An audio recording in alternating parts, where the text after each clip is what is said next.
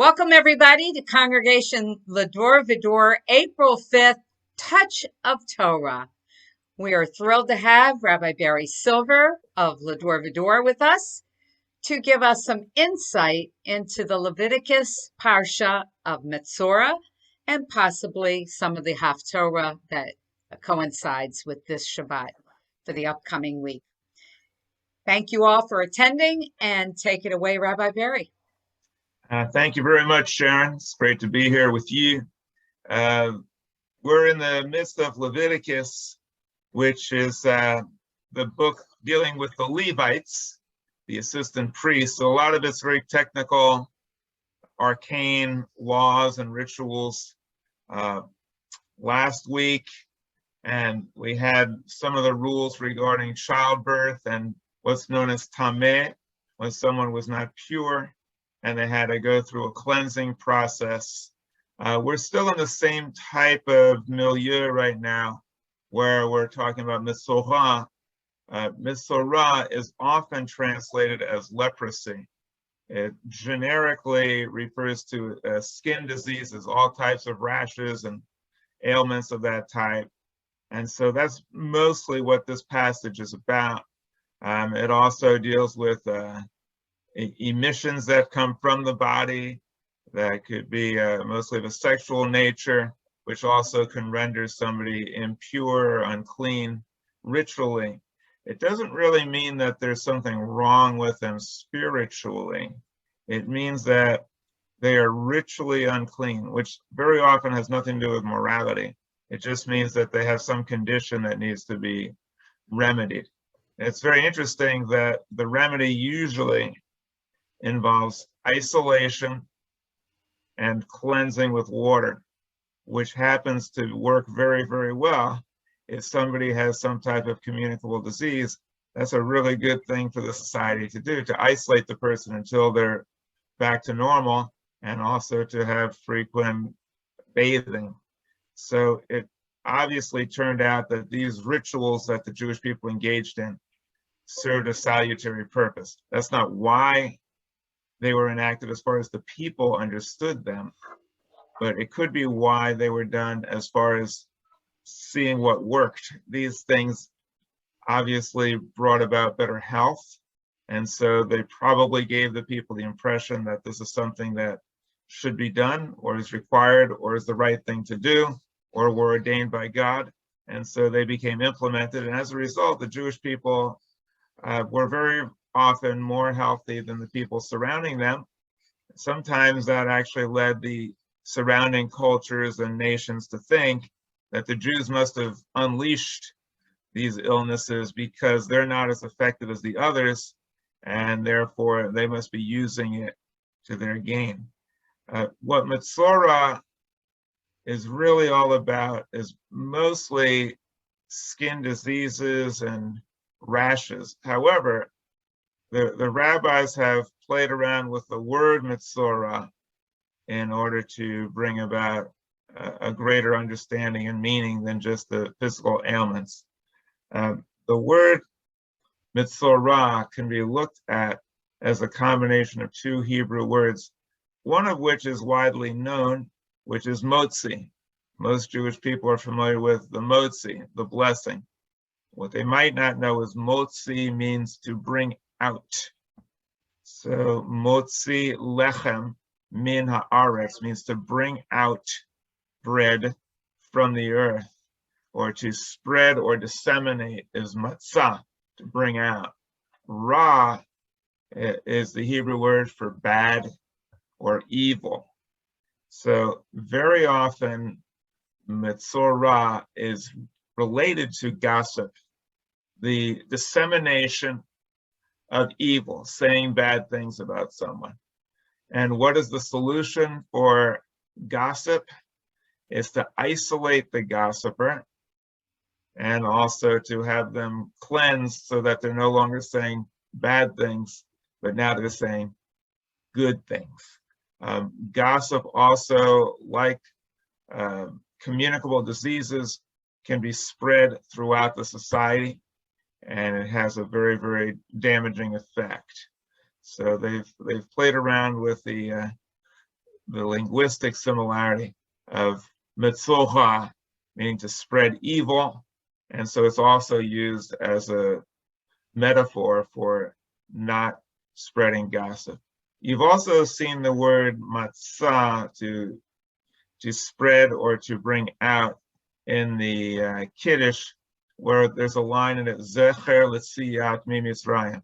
When you sing it, it goes, Zecher L'Tziat Mitzrayim. L'Tziat is from the same root. L'Tziat means to bring out. Mitzrayim means from Egypt. Zecher is related to the word Zachor, to remember. Zecher L'Tziat Mitzrayim means that we do this, or we observe Sabbath, to remember Yitziat, the leaving or the exodus from Egypt. Interesting thing about the word Egypt is that Mitzrayim, ayim is a Hebrew suffix for things that come in twos or in pairs, like ofen is a wheel, ofanayim is a bicycle, ayin is an eye, einayim are two eyes, not more than two, just two.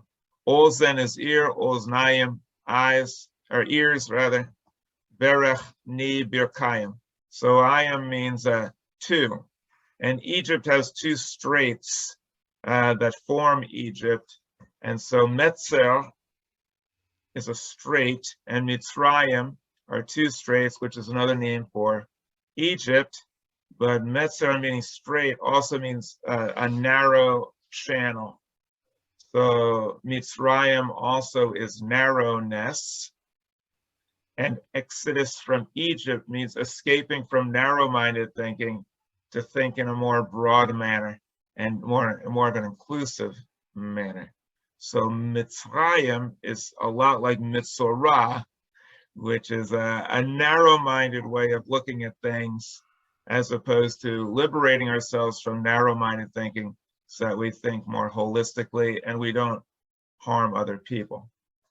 Finally, the Jewish law, Jewish tradition says that to kill or destroy someone's reputation is equivalent to murder. It's like you killed something vital or the essence of that person. So slander, defamation, METZORA, saying bad things about a person, is viewed in a very, very negative way. And it's taken very, very seriously. It doesn't mean that you should never say anything negative about anybody. The Torah is pretty clear. If somebody's doing something wrong, they should be chastised.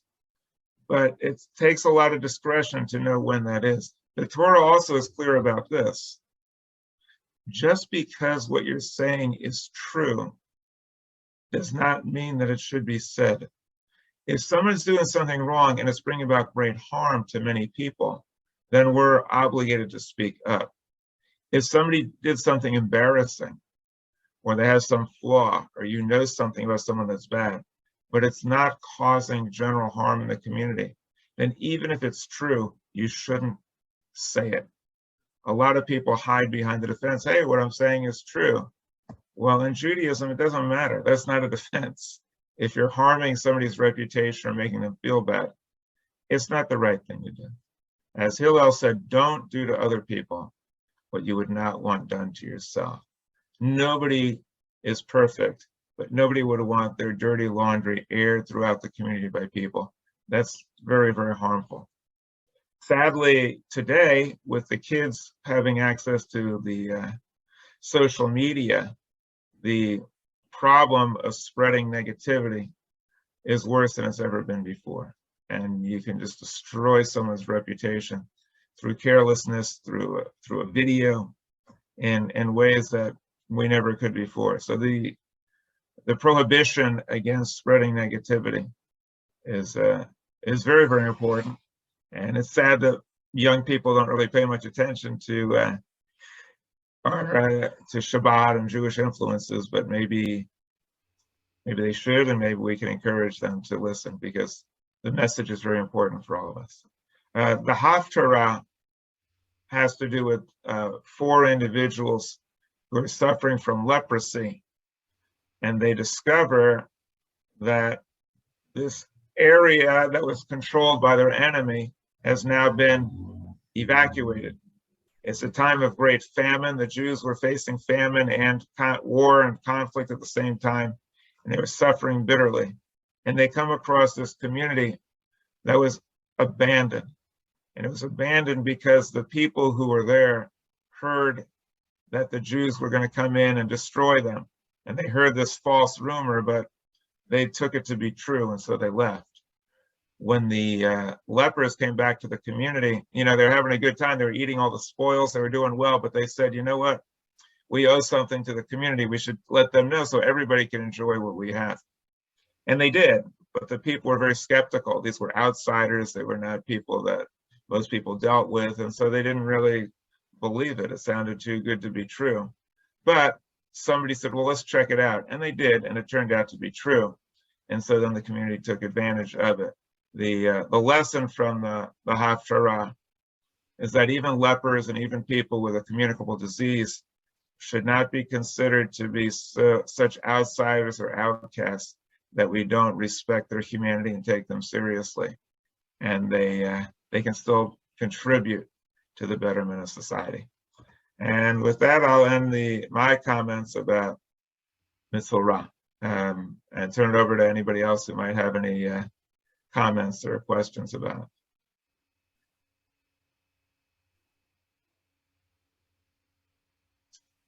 All right. Rabbi, you mentioned, so the Haftarah, it blends with the Torah because it's talking about leprosy. And so you mentioned that this community was abandoned because there was a rumor and the people left. Yeah, they got scared. They got freaked out. They heard that the Jews were going to come in and overtake them. And it was a false rumor, but it worked. So the lepers were part of that community and they were exiled, basically. Well, no, the lepers weren't part of that community. They were part of the Jewish community, but they were outcast. But they happened to be sent out somewhere that was in proximity to this other community that had been Jewish and had been taken over. And so they were in closer proximity to it because they were outcasts. And so they happened to venture over and check it out. And that's how they discovered it. So basically, Rabbi, what you're saying is that we are not the ones inventing fake news. That's true. Fake news has been going on for a long time. In fact, it's fake news begins with from the very beginning, Adam and Eve, when Eve was blamed for all the evils in the world. So fake news goes literally all the way back to the beginning, even the beginning of Genesis, where the creation of the earth was told in a fanciful tale, which we now know is not accurate, but we do learn certain lessons from it. Anybody else? Go ahead, Harris. You're muted. I'll unmute him. Hold on. I got him. Go ahead. What year did they write the Torah? That's a good question. The Torah was written, well, let's say the Torah is written over about 1,500 years, but the stories of the Torah go back before, obviously, the time it was written. So the Torah consists of oral communications put to music, actually, so people would remember that they used to tell around the campfire. And the stories themselves go back to antiquity. They go back before even the Jewish people. They are stories from Egyptian mythology, Sumerian mythology, picked up by the Jews along the way, and then given a Jewish imprint. And so the stories are very, very old and go back to antiquity. They were actually put down in writing around the years, like around 800 BCE to about 200 BCE. Around that time, it was written down and finalized. Was there some control over these items all these years? Did anybody have control? No? Well, we look back on it now and we say, oh, the Torah, the Torah, this must have been like this sacred book, this holy scroll that people had and they carried around with them. But what we know today as the Torah was not the Torah back in ancient days. Moses never heard of the Torah. There was no such thing as the Torah in his day. And the Torah means the teaching. And if you read the Torah, many sections are called the Torah of, like the last section that we did, it was called the Torah METZORA, the teaching of the communicable diseases, or Torah Zechircha, the Torah of childbirth, or the Torah. And so the word Torah just means teaching.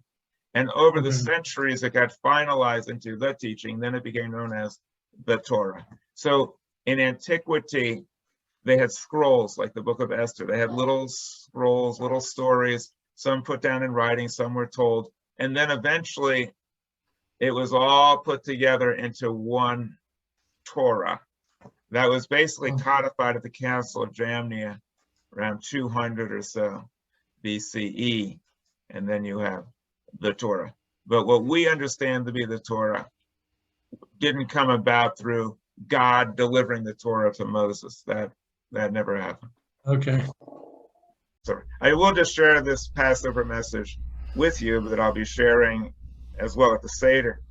That on Passover, we're told to get rid of the chametz, all the things with that are improper with the bread in it, and get rid of all of that for Passover. Just keep in mind that every ritual has a spiritual meaning. Just like with Metzorah, we talked about the fact that spreading negativity about people is like a contagion, and it can spread throughout a community and it becomes toxic. And we need to isolate this negativity and cleanse ourselves. And so there's a meaning that we can derive from it that is more uplifting. The same thing is true with the chametz. I personally don't get rid of all the chametz in my house. I don't. That ritual doesn't mean anything to me. I don't eat bread. I eat matzah. That is meaningful to me. I don't get rid of the chametz. But this is what I do on Passover, and it starts now. I try to get rid of the clutter in my mind. Those things that keep us back from achieving our potential, those things that prevent us from being the person we could be, and the purity of our soul that keeps it out. We want to get rid of this clutter in our mind so that we are free to be the people that we were meant to be and to live up to our potential. And in that way, if we can liberate ourselves on this holiday of freedom from these negative things that hold us back, then we can achieve true liberation. And then we can be the type of people that we were meant to be. So this is something, this process of removing the chametz can take place starting now as we run into the buildup to Passover. And that's a really beautiful metaphor that I think we can all take advantage of. And Stanley, I like your Ukrainian flag. Very, very nice. Looks good. And with that, I'm ready to sign off on this discussion. And I do thank everybody for joining with us. And hope to see you on Shabbat, on Passover,